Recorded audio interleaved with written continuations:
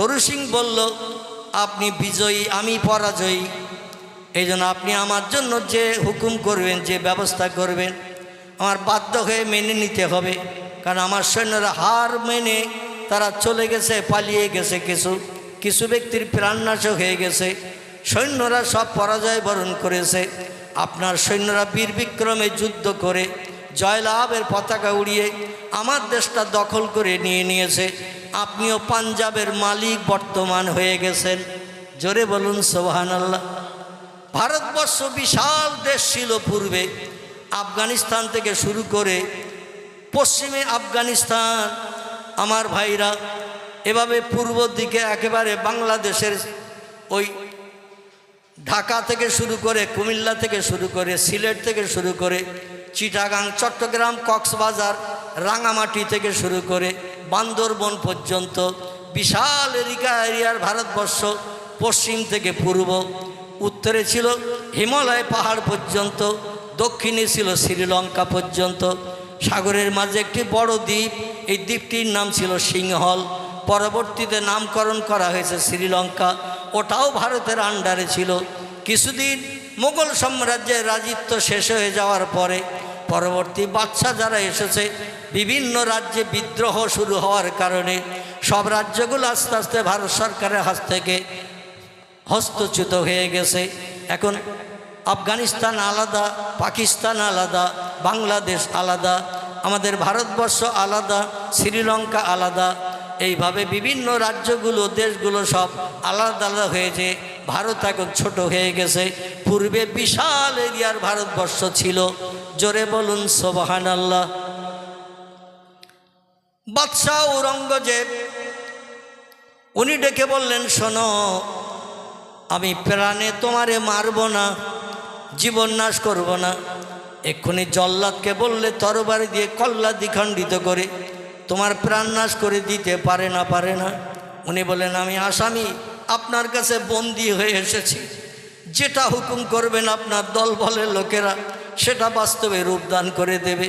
এজন্য প্রাণ নাশ করলে আপনি করতে পারেন, কেউ বাধা দেবে না এই দিল্লির জমিনে। কারণ এই দিল্লির জমিনে যত মানুষ আশেপাশে রাজ দরবারে আছে সব তো আপনার পক্ষের মানুষ, ঠিক কিনা? ঔরঙ্গজেব বললেন, শোনো, তুমি একটা তরুণ যুবক, এই তরু সিং ছিল তরুণ যুবক, 25 থেকে 26 বছরের বয়সের তরুণ যুবক। তোমার মতো চেহারাধারী সুন্দর তরুণ যুবকের প্রাণনাশ করে ভবিষ্যৎ জীবনটা বরবাদ করতে চাই না। তবে আমি তোমার জীবন ভিক্ষা দেব, তুমি দুনিয়ায় বেঁচে থেকে সংসার যাপন করতে পারবে, বিবি বাচ্চা আপনজন আত্মীয় স্বজন নিয়ে। প্রাণনাশ করলে তো সব শেষ হয়ে যাবে, আমি তোমার জীবন ভিক্ষা দিতে চাই, মতামত কি বলো?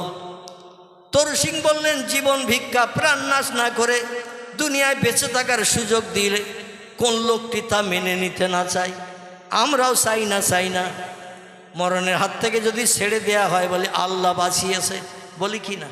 আবার অনেক সময় বলি, ওই দলের ভিতরে অমুক লোকটা ছিল, ওর মনে একটু দয়া ছিল বলে ওই লোকটা আমার হয়ে বলার কারণে শত্রুরা আমারে ছেড়ে দিয়েছে। ওই লোকটা ছিল ভালো, কিন্তু আসলে সব থেকে ভালো কে? আলহামদুলিল্লাহ, সব থেকে ভালো হলো আল্লাহ। বাদশাহ ঔরঙ্গজেব বললেন, প্রাণ নাশ আর করবো না, তোমার জীবন ভিক্ষা দেব, মতামত কি? বললেন, আমি আপনার বক্তব্য শুনে খুব খুশি, সন্তুষ্ট। বাদশাহ ঔরঙ্গজেব বললেন, তবে একটা শর্ত আছে। কি আছে?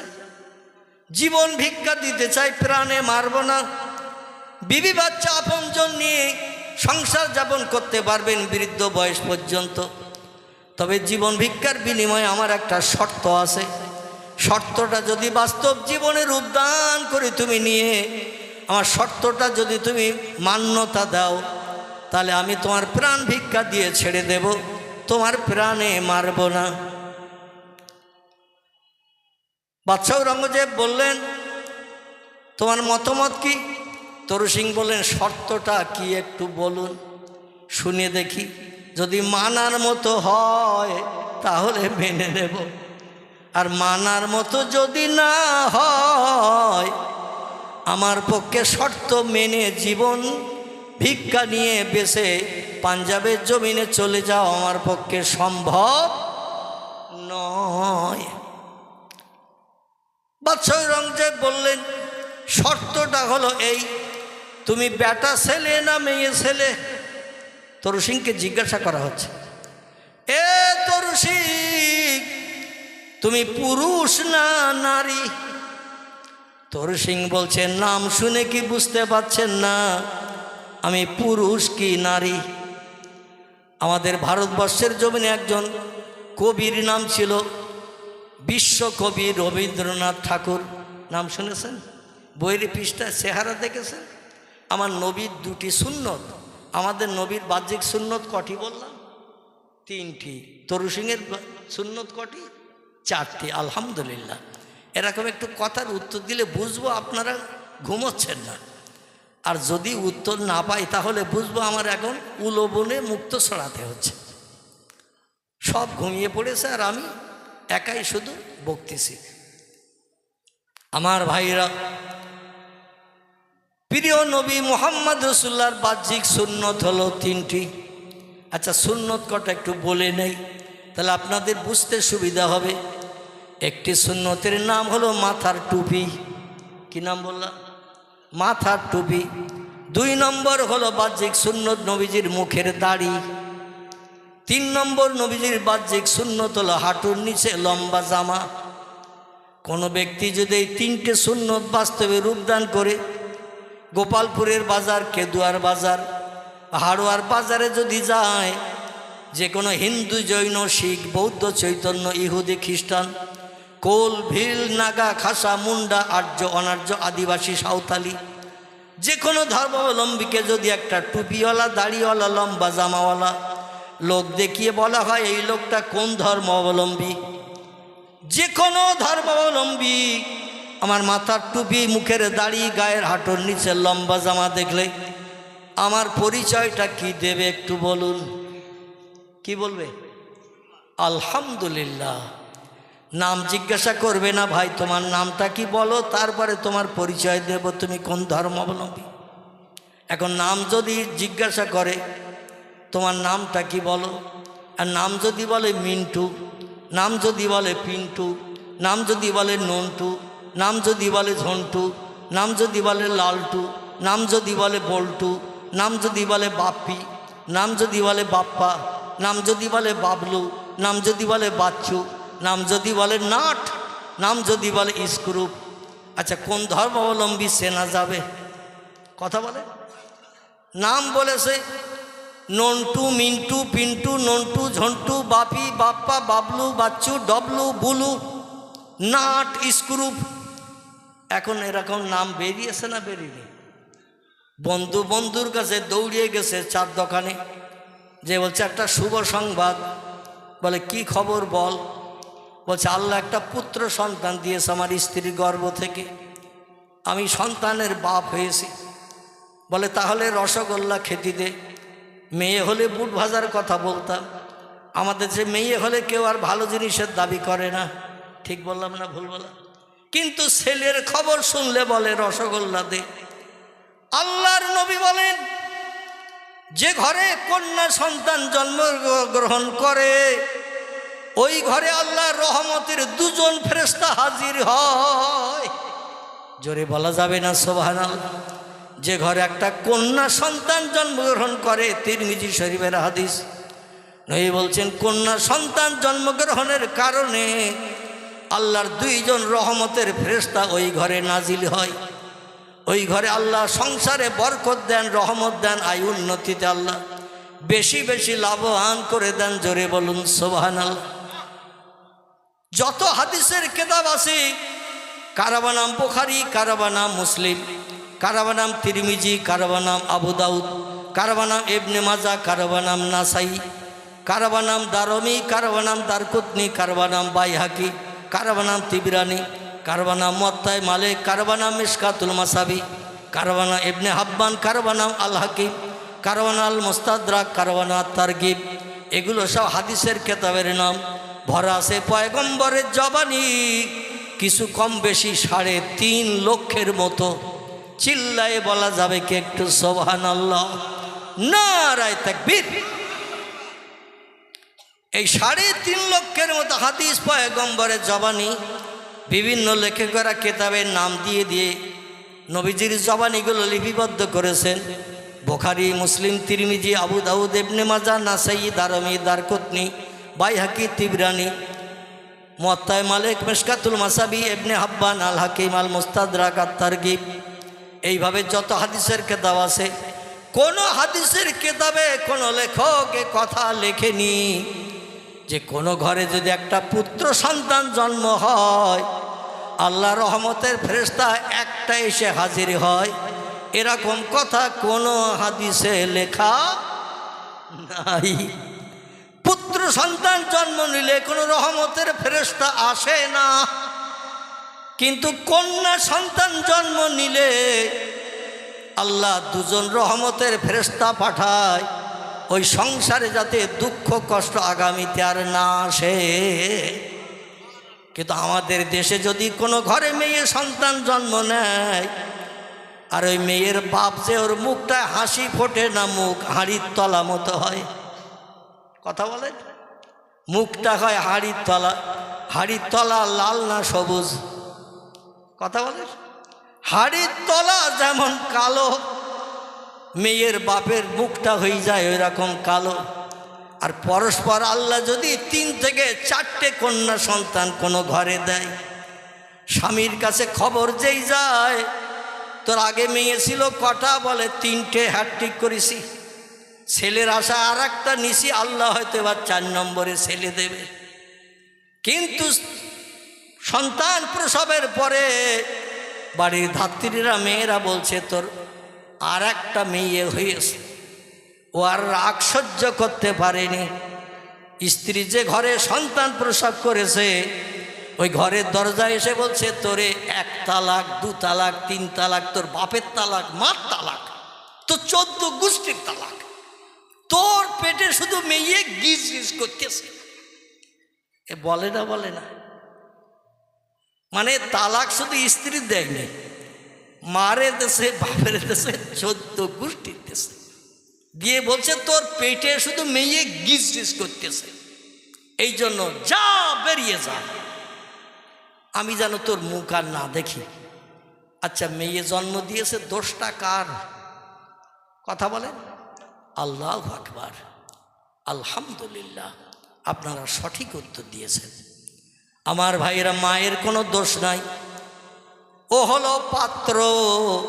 আরে পাত্রে আপনি যেমন ফল দিয়েছেন, যেমন রস দিয়েছেন, আল্লাহ তার মাধ্যম দিয়ে তেমন সন্তান দিয়েছেন। স্বামীর মিলন ছাড়া কোনো স্ত্রী নারীর পেটে বাচ্চা আসে? আসে?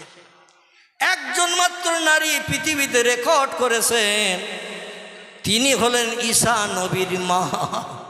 কার মা? ঈসা নবীর মা।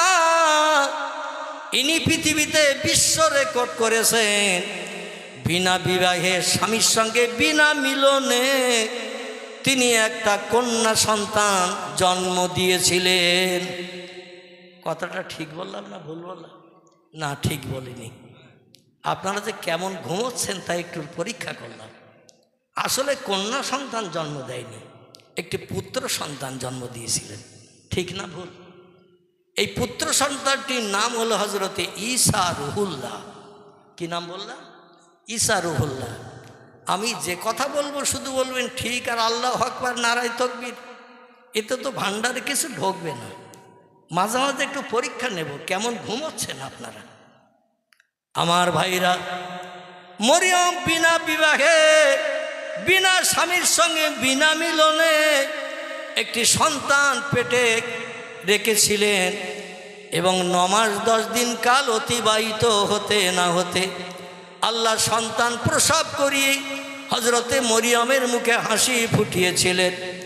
এই সন্তানটি কোনো কন্যা সন্তান ছিল না, এ ছিল একটি পুত্র সন্তান। এই পুত্র সন্তানটির নাম হলো ঈসা রুহুল্লাহ। জোরে বলুন একটু সুবহানাল্লাহ। এই মরিয়মের মা ছিলেন যিনি, তার নাম ছিল হেন্না। কি নাম বললাম? হেন্না। হেন্না। এবং হেন্নার স্বামী ছিলেন যিনি, তার নাম ছিল ইমরান। কি নাম মনে থাকবে তো নাকি? হেন্নার স্বামীর নাম ইমরান। তফসিরে কাশ্যপ, তফসিরে রুহুল বায়ান, তফসিরে মওজিহুল কোরআন, তফসিরে বাইজাবি, তফসিরে কাশ্যপ, তফসির ফি জিলালুল কোরআন, শত শত তফসিরের ভিতরে তথ্য পরিবেশন করা হয়েছে। আমি নানি দাদির কোনো কেচ্ছা আপনাদের কাছে এই রাতের ঘুম কামাই করে আমিও বলতে চাই না, আর আপনাদেরও শুনিয়ে সময় নষ্ট করব না। সকলে বলুন আমিন। হেন্নার স্বামীর নাম ইমরান, ইমরানের বিবির নাম হেন্না। 80-র উপরে বয়স হয়ে গেছে হজরতে ইমরানের। কত? 80-র উপরে বয়স হয়ে গেছে। স্ত্রীর বয়স হয়েছে 75-এর উপরে। কোনো সন্তান আল্লাহ দেয়নি। জোরে বলুন একটু সুবহানাল্লাহ। সন্তান দেওয়ার মালিককে আমরা হাজার চেষ্টা করলেও সন্তানের মুখ দেখতে পাবো আল্লাহ যদি না দেয়। ইব্রাহিম খলিলুল্লাহ বিশ্ব সুন্দরী একটি যুবতী নারীকে বিয়ে করেছিলেন। যৌবন বয়সে, যুবক বয়সে 22-24 বছর যখন বয়স, একটা যুবতী মেয়ে বিয়ে করলেন, বিশ্ব সুন্দরী বাদশার কন্যা। তার নাম ছিল হজরতে সারা। কি নাম? কি নাম? কোরআনের তাফসিরের ভিতরে এসেছে এই মেয়েটির নাম ছিল হজরতে সারা। সারাকে নিয়ে সংসার যাপন করছেন, আর মিশর সিরিয়ার দেশে দিনের দাওয়াত দিয়ে মানুষকে কলেমার দাওয়াত দিয়ে ঈমানদার বানাচ্ছেন।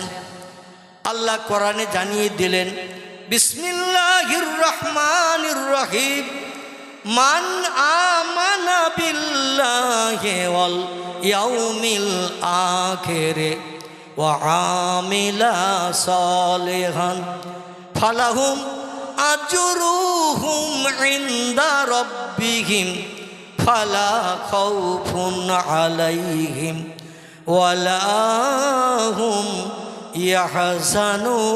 ইয়াহজানুন। গলা ছেড়ে কি বলা যাবে আল্লাহু আকবার? আর একটু জোরে বলা যাবে না আল্লাহু আকবার? কোরআন সত্য না মিথ্যা? সত্য। সেই সত্য কোরআনের সূরায়ে বাকারায় আল্লাহ তত্ত্ব কোট করে দিয়ে দিয়েছেন। ও দুনিয়ার মানুষ, বিপদে মুসিবতে, দুঃখে দুর্দশায়, সমস্যায়, রোগে শোকে যদি তোমরা কোনো সাহায্য পেতে চাও, কোনো লাভবান হতে চাও, কোনো মানুষের কাছে যদি হাত পাততে না চাও, আমি কোরআনের মালিক তোমাদের মুখে হাসি ফোটানোর জন্য আমার কোরআনে একটি তত্ত্ব কোট করে দিলাম। 3টি আমল তোমরা জীবনে একটু পাকাপাকি করে নেবে। কটা? 3টি আমল একটু পাকাপাকি করে নেবে। ফালা আলাইকা, আর কোনো জিনিসের প্রয়োজন তোমাদের হবে না, হবে না, হবে না। মা ফাতাকা মিনহু, ওই 3টি জিনিস সংসার জীবনে সুখভোগের জন্য তোমাদের যথেষ্ট হয়ে যাবে। জোরে বলুন একটু সুবহানাল্লাহ। আচ্ছা, এই 3টি জিনিস কি কি বলবো না থাকবে? বলবো।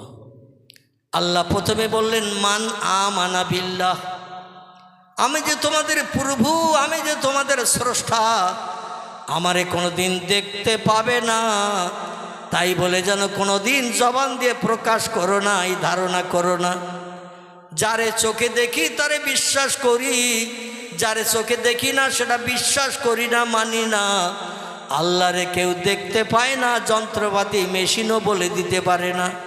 অতএব আল্লাহ নাই এমনটা যেন কোনো দিন তোমরা বলো না। আল্লাহ আছে না নাই? আছে। এখন আল্লাহ যদি থাকে তাহলে যন্ত্র মেশিন জিনিসপত্র দিয়ে তো আল্লাহরে দেখা যাওয়া উচিত, কিন্তু আল্লাহরে আমরা কেউ দেখতে পেয়েছি? পাইনি। তা দেখতে পাইনি, আমরা বিশ্বাস করি না, করি না। আল্লাহ বলছেন আমারে দেখতে পাবে না। তো এই পৃথিবীর প্রাকৃতিক সৌন্দর্য দৃশ্য দেখো। কুল সিরু ফিল আরদ ফানজুর কাইফা কানা আকিবা। জোরে বলুন আল্লাহু আকবার। ও বান্দা, আমারে দেখতে পাও না তাই বলে ধারণা করিও না আমি নাই। তোমার আমার জমিনে একটু ঘর থেকে বেরিয়ে যে একটু আমার জমিনে ঘোরো, সাইর করো, ভ্রমণ করো, বেড়াও, পৃথিবীতে একটু ঘুরে বেড়াও। পৃথিবীতে ঘুরে বেড়ালে আমি যে তোমাদের চোখ দিয়েছি, চোখ, এই চোখ দিয়ে একটু দুনিয়ার দৃশ্য দেখো, আমি আসি কি না তোমার মনই বলে দেবে, তোমার ব্রেন বলে দেবে, মগজ বলে দেবে। এই সব সৌন্দর্য যা কিছু চোখে দেখছি, একজনের মালিক না থাকলে হতে পারে না। এই জন্য আল্লাহ বলছেন কুল সিরু ফিল আরদ, ঘরের বারান্দায় বসে থাকলে, রান্নাঘরের কোণে বসে থাকলে আমার পরিচয় পাবে না। আমার পরিচয় নিতে গেলে একটু বাইরে বেরোতে হবে, দুনিয়ার জমিনে একটু ঘুরে বেড়াও, পাহাড়গুলো দেখো, সাগরগুলো দেখো, বড় বড় গাছপালাগুলো দেখো, আমার নিদর্শনগুলো দেখো। এই নিদর্শন এমনি এমনি হয় না, এগুলো আমার হুকুমে তৈরি হয়েছে। জোরে বলুন সুবহান। আমার ভাইরা, আল্লাহ বলছেন আমারে দেখতে পাও না বলে মনে করিও না আমি নাই। পৃথিবীতে এমন কিছু জিনিস আমি রেখেছি কিয়ামত পর্যন্ত চেষ্টা করলেও দেখতে পাবে না আমার মতো। তাই বলে তোমরা বলতে পারবে না ওই জিনিসটা নাই। ঠিক না ভুল? আল্লাহ বলছেন আমারে দেখতে পাও না, আমি যেমন আসি তদনুরূপ আমি একটা জিনিস পৃথিবীতে বানিয়েছি। সেই জিনিসটির নাম হলো উইন্ড, ইংরেজি বলা হয়। ইংরেজিতে যারে বলা হয় উইন্ড, এর বাংলার নাম হলো হাওয়া। কি নাম? হাওয়া, বাতাস। আচ্ছা, দুনিয়ায় আসে না নাই বাতাস? শন শন শব্দ হয়, গাছের পাতা নড়ে, ফিরফিরে বাতাস হয়, দেহের উপর দিয়ে চলে গেলে আমরা হাওয়া চলে যাচ্ছে, গায়ে লাগছে, অনুভব করলে বুঝতে পারি না। ভবানীপুরের মুসলমান ভাইদের কাছে যদি জিজ্ঞাসাবাদ করি হাওয়ার রংটা কেমন বলুন, হাওয়া দেখতে কেমন, লাল না সবুজ, নীল না হলুদ, বাদামি না গোলাপি, কালো না সাদা, হাওয়ার রংটা কেমন বলুন? আমাদের জবান প্যারালাইজড হবে না? জবান বন্ধ হবে না? হাওয়ার যে রংটা কেমন, আজ পর্যন্ত দুনিয়ার কোনো বিজ্ঞান, দুনিয়ার কোনো দর্শন, দুনিয়ার কোনো ইঞ্জিনিয়ার, দুনিয়ার কোনো ডাক্তার, দুনিয়ার কোনো মাস্টার, দুনিয়ার কোনো সাহিত্যিক, দুনিয়ার কোনো কবি আজ পর্যন্ত হাওয়ার রং কোনো পুস্তকের পৃষ্ঠা লিপিবদ্ধ করে তথ্য দিতে পেরেছে কি? পেরেছে? পারেনি। তাহলে হাওয়া আজ পর্যন্ত আমরা তো দেখতে পাইনি। পৃথিবীর প্রাকৃতিক দৃশ্য যেমন, হাওয়ার রংটাও আল্লাহ মিশিয়ে দিয়েছে তেমন। ঠিক কি না? যা কিছু সামনে দেখি এই প্রাকৃতিক দৃশ্যের সঙ্গে হাওয়ার রংটা আল্লাহ একই রকম মিলিয়ে দেশে না দেয়নি। গোলাপ ফুল আছে, জুঁই ফুল আছে, বেল ফুল আছে, রজনীগন্ধা আছে, থাবা গাঁদা আছে, ফুল আছে না নাই? আচ্ছা, কোন ফুলের কেমন গন্ধ আপনাকে যদি জিজ্ঞাসাবাদ করা হয়, ফুলের গন্ধটা কেমন, গন্ধের কালারটা কেমন, সাদা না কালো, লাল না সবুজ, নীল না হলুদ, এই ফুলের গন্ধের রংটা কেমন একটু বলে দাও ভাই। লোকটা মজলিসে থাকবে না, বাড়ি যেয়ে কম্বল মুড়ি দেবে। কথা বলে, বাড়ি যেয়ে কম্বল মুড়ি দেবে। ফুলের গন্ধ কেমন জানতে গেলে আগে নাকের কাছে ধরতে হবে। ঠিক কিনা? এক একটা ফুলের এক এক রকম সৌরভ, এক এক রকম গন্ধ আসে না নাই? বেল ফুলের গন্ধ আলাদা, জুঁই ফুলের গন্ধ আলাদা, থাবা গাঁদার গন্ধ আলাদা, গোলাপ ফুলের গন্ধ আলাদা, রজনীগন্ধার আলাদা। ঠিক কিনা? যত সময় নাকে ধরছি তত সময় অনুভব করতে পারছি না। আবার এর কালারটা, রংটা কেমন, গন্ধের রং কিয়ামত পর্যন্ত চেষ্টা করলেও কি দেখা যাবে? আল্লাহ বলেন ওই রকম আমারে তোমরা দেখতে পাবে না। তাই পৃথিবীর নিদর্শনগুলো দেখে আমি আল্লাহ যে আসি এটা তোমাদের বিশ্বাস করতে হবে। এরই নাম হলো মান আমানা বিল্লাহ। জোরে বলুন একটু সুবহানাল্লাহ। 2 নম্বরে আল্লাহ বললেন ওয়াল ইয়াউমিল আখির। আমি বক্তৃতার শুরুতে আপনাদের কাছে কবরের কথা বলছিলাম কি না? আমার ভাইরা, মরণের পর থেকে নিয়ে আমার আপনার গন্তব্যস্থান কবর। আবার কবরে ততদিন পর্যন্ত থাকতে হবে এজা তাকুমো সাত, যতদিন না পর্যন্ত পশ্চিম দিকে সূর্য উদয় হয়ে পূর্ব দিকে অস্তমিত হতে না যাবে, ততদিন পর্যন্ত এই দুনিয়া ধ্বংস হবে না।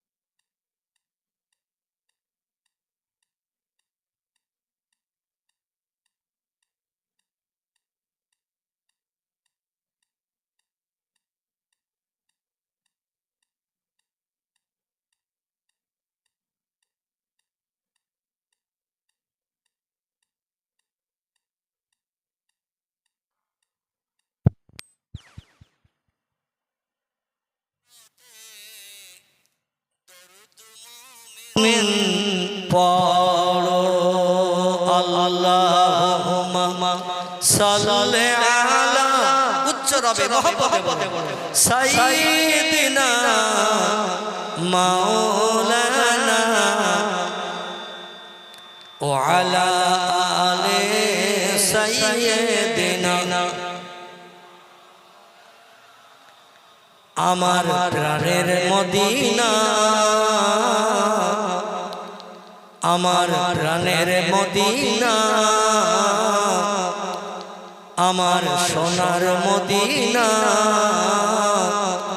সব ভুলিব কিন্তু তোমায় ভুলতে পারি না।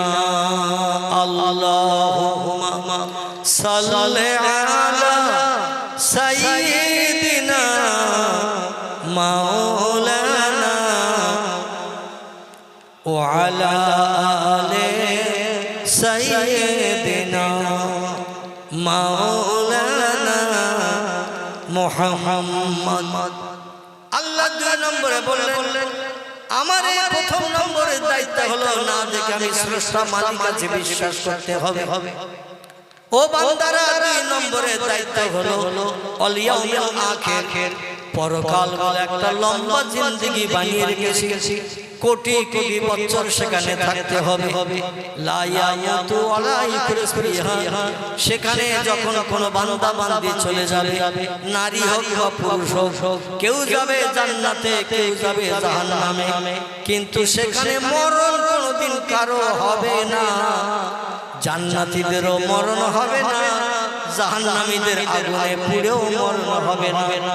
অহম ফিহা খালিদুন, যুগ যুগ ধরে দগ্ধ হতে হবে। মরণের চিন্তা যেন জাহান্নামে যে করো না। এই পরকাল বলে একটা লম্বা জিন্দেগি বানিয়ে রেখেছি, এটা তোমরা দুনিয়ায় বেঁচে থাকতে দেখতে পাবে না, জান্নাত জাহান্নাম দেখতে পাবে না, কিন্তু বিশ্বাস করে নিতে হবে। 3 নম্বর হলো ওই জাহান্নামের আগুন থেকে যদি নিষ্কৃতি পেতে চাও, দগ্ধ হওয়ার হাত থেকে যদি বাঁচতে চাও, আল্লাহ কোরআনে সূরা বাকারায় বলছেন কুল্লামা নুদিজাত জুলুদুহুম বাদদালনাহুম জুলুদান গায়রাহা লিয়াযুকুল আযাব। জোরে বলেন আল্লাহু আকবার। আমার অপরাধী বান্দা বান্দি হাসরের মাঠে যারা সাব্যস্ত হবে, সবের পাল্লা হালকা হবে, পাপের পাল্লা ভারী হয়ে যাবে।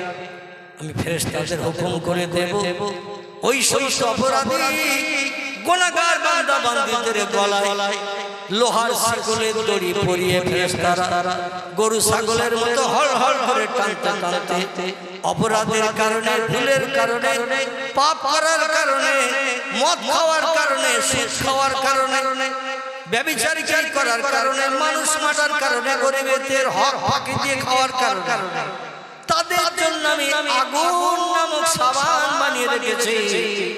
কি বানিয়ে রেখেছি? আগুন নামক সাবান বানিয়ে রেখেছি। জামা কাপড়ে ময়লা লাগলে সাবান সার দিতে হয় না। সাবান সার্ফ দিলে যেমন জামা কাপড়ের ময়লা পরিষ্কার হয়, দুনিয়ায় যত সুদের ময়লা, ঘুষের ময়লা, যাত্রার ময়লা, রেডিওর ময়লা, ভিডিওর ময়লা, মদের ময়লা, ব্যভিচারের ময়লা, গরিবের হক ফাঁকি দিয়ে খাওয়ার ময়লা, যত মেখে আসবে এই ময়লা পরিষ্কারের জন্য আমি আল্লাহ জাহান্নামের আগুন সাবান বানিয়ে রেখেছি। এই সাবানের নাম দিয়েছি ইন্টারন্যাশনাল লাক্স।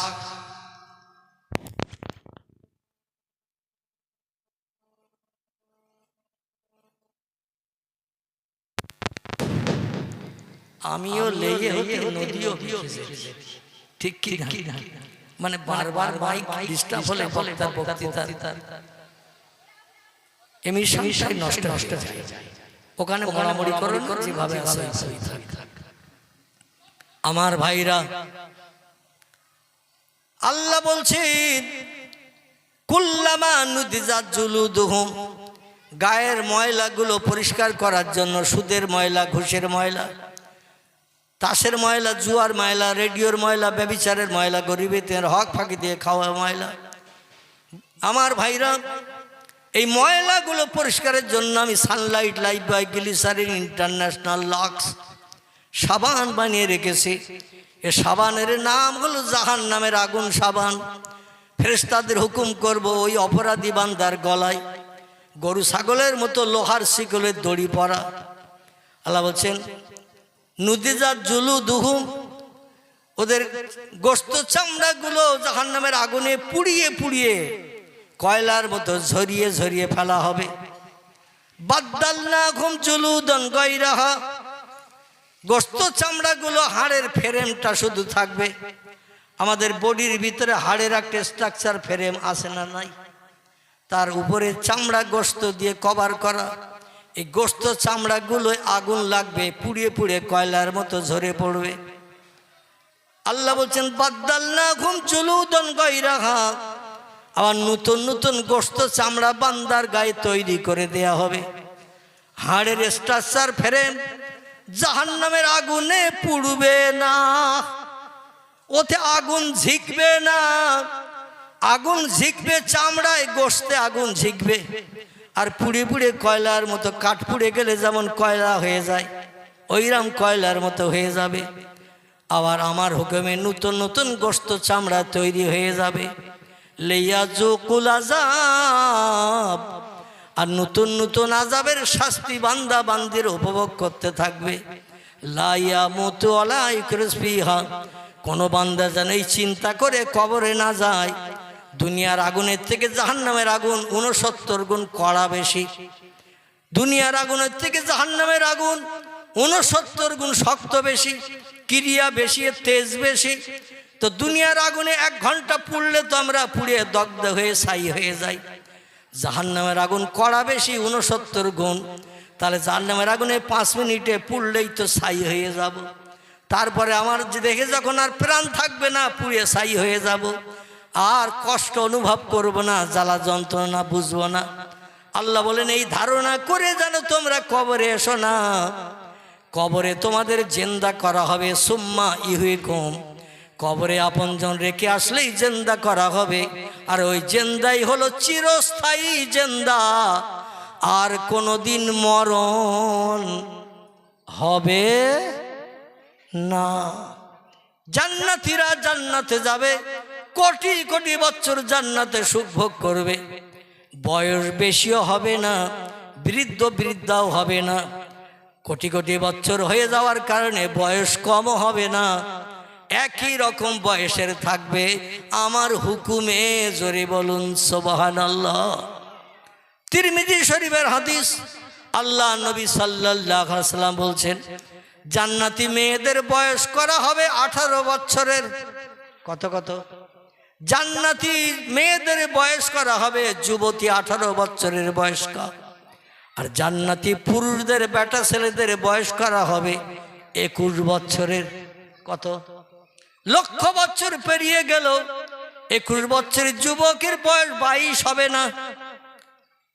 কোটি বছর পেরিয়ে গেল, 18 বছরের যুবতীর বয়স 17 হবে না। আল্লাহ 18 বানাবেন, 18ই রয়ে যাবে। এক একটা যুবক পুরুষকে জান্নাতের ভিতরে সুখ ভোগের জন্য আল্লাহ পাক 70টা করে জান্নাতি হুর গেলেমান বরাদ্দ করে দেবেন। জোরে বলা যাবে না একটু সুবহানাল্লাহ? কটা কটা বললাম? এক একটা বেটা ছেলের জান্নাতের ভিতরে সুখ ভোগের জন্য, জীবন যৌবনের ক্ষুধা নিবৃত্তির জন্য যখন যেটা চাবেন সঙ্গে সঙ্গে আপনার চাওয়া পাওয়াটা পরিপূর্ণ হওয়ার জন্য 70টা করে 18 বছরের যুবতী মেয়ে একটা পুরুষের জন্য বরাদ্দ করা হবে। জোরে বলুন সুবহানাল্লাহ। আচ্ছা, এই তত্ত্বটা শুনে আপনাদের মনে মনে কি হচ্ছে না? দুনিয়ায় আমরা যদি শরীয়তের আইন মেনে 4টে বিয়ে করি, শরীয়তে একটা বেটা ছেলে কটা বিয়ে করতে পারে? কথা বলেন? 4টে। আল্লাহ বলছেন ফানকিহু মা তাবা লাকুম মিনান নিসা মাসনা সুলাসা ওয়া রুবা ফাইন খিফতুম আল্লাহ তাআদিলু ফাওয়াহিদাতান আল আখির। জোরে বলুন একটু আল্লাহু আকবার। আল্লাহ বলছেন, ও দুনিয়ার যুবক পুরুষেরা, আমি তোমাদের জন্য স্পেশাল ফ্যাসিলিটির তথ্য কোরআনে দিয়েছি। ফানকেহু, তোমরা নেকাহ করো, বিবাহ করো। আল্লাহ বলছেন ফানকেহু, তোমরা নেকাহ করো, বিবাহ করো, জীবন যৌবনের ক্ষুধা নিবৃত্তি করো। খবরদার যেন কোনো অবৈধ মেয়ের হাত ধরে টেনে নিয়ে যেও না। বিবাহ ছাড়া কাউকে নিয়ে যৌন সঙ্গমে লিপ্ত হয় না। তোমার ঈমান আমান সব বরবাদ হয়ে যাবে, তুমি কাফের হিসাবে বিবেচিত হবে। জোরে বলুন আমিন। বিবাহ করো। আল্লাহ কোরআনের ভাষায় বললেন ফানকেহু, নেকাহ করো। কি করো? নেকাহ করো। আমাদের দেশে বিয়ে আমরা জানি একরকম, আর নেকাহ জানি আর এক রকম। নেকাহের বাংলা তত্ত্ব হলো নিকে। কি বলা হয়? নিকে। জীবনের প্রথম বিয়ে, এটি হলো একরকম। আবার প্রথম স্ত্রী যদি খোদা না করুক মারা যায়, কে যদি 3টে 4টে বিয়ে করে ওরে বলে নিকের বউ। বলে না? বলে না? নেকা শব্দের বাংলা অর্থ হলোই বিয়ে। নেকা মানে নিকের বউ নয়। আমাদের দেশে প্রথম বিয়ে করলে সেটা বলে বিয়ের বউ, আর দ্বিতীয় তৃতীয় বিয়ে করলে বলে নিকের বউ। আসলে কোরআনের ভাষায় বলা হয়েছে নেকা। নেকা শব্দের অর্থ হলো 100 বিয়েও যদি আপনি করেন, আপনার জন্য ওটা হলো বাংলা ভাষায় বিয়ে, আর আরবি ভাষায় ওর নাম হলো নেকা। জোরে বলুন সুবহানাল্লাহ। আল্লাহ বলেন, একটা স্ত্রী যদি তোমার জীবন যৌবনের ক্ষুধা নিবৃত্তি করতে না পারে, চাহিদা যদি মিটাতে না পারে, মাসনা, তুমি 2টো বিয়ে করো। 2টো স্ত্রী যদি তোমার সংসার জীবনে সুখ দিতে না পারে, মনের ক্ষুধা যদি রয়ে যায়, অসলাসা, তুমি 3টে বিয়ে করো। আল্লাহ বলেন 3টি স্ত্রী যদি তোমার জীবন যৌবনের ক্ষুধা মিটাতে অক্ষম হয়, তুমি কামুক পুরুষ, তোমার জীবন যৌবনের ক্ষুধা নিবৃত্তি করতে অক্ষম যদি হয় 3টি স্ত্রী, অরবা, তুমি একসঙ্গে 4টে পর্যন্ত বিয়ে করতে পারো। আল্লাহ খামসা শব্দ তারপরে আর দেননি, মানে 5টা বিয়ে করার অনুমতি একসঙ্গে দেননি। একসঙ্গে বউ রাখা যাবে কটা? 4টে। আল্লাহ বলছেন রোবা, তুমি 4টে পর্যন্ত স্ত্রী একসঙ্গে ব্যবহার করতে পারবে। তবে শোনো, ফাইন খিফতুম, যদি তোমাদের ভয় হয়, যদি তোমাদের মগজে চিন্তা ভাবনা আসে, বিয়ে করেছি 4টি, সবাইকে সমান চোখে দেখতে পাচ্ছি না, সবাইকে সমান চোখে মহব্বত করতে পারছি না, সবাইকে সমান খাবার দিতে পারি না, কাউরে কাছে টানি, কাউরে দূরে ঠেলে দিই, এমন চিন্তা ভাবনা যদি মগজে আসে, ফাওয়াহিদাতান, তাহলে একটা স্ত্রী তোমার জন্য যথেষ্ট। খবরদার যেন বাড়তি বিয়ে করতে যাবে না। আল্লাহ বলেন সব স্ত্রীকে সমান চোখে দেখতে হবে, সবাইকে একই রকম খাবার দিতে হবে, সবাইকে একই রকমের শাড়ি দিতে হবে। নতুন স্ত্রীর বয়স কম, পুরানো স্ত্রীর বয়স বেশি, তারে দিলাম বিধবা শাড়ি, নতুন স্ত্রীর বয়স কম, তারে নিয়ে মাঝে মাঝে পিকনিকের স্পটে গার্ডেনে বিভিন্ন জায়গায় ট্যুর করতে যেতে হয়। তারে দিলাম বেনারসি 10,500 টাকার শাড়ি। আল্লাহ বলেন কবরে এসো গাপ কটা করে ছেড়ে দেব। কি কটা? গাপ কটা করে ছেড়ে দেব। গম পেশাই করে আটা বানানোর মতো এরকম আটা বানিয়ে ছেড়ে দেব। 4টে বিয়ে করো, আমি আল্লাহ তোমাদের জন্য অনুমতি দিলাম, বৈধ ঘোষণা করলাম, কিন্তু সবাইকে সমান চোখে দেখতে হবে। কেউ থাকবে 3 তলায় আর কেউ থাকবে কুড়ে ঘরে, এটা করলে হবে না।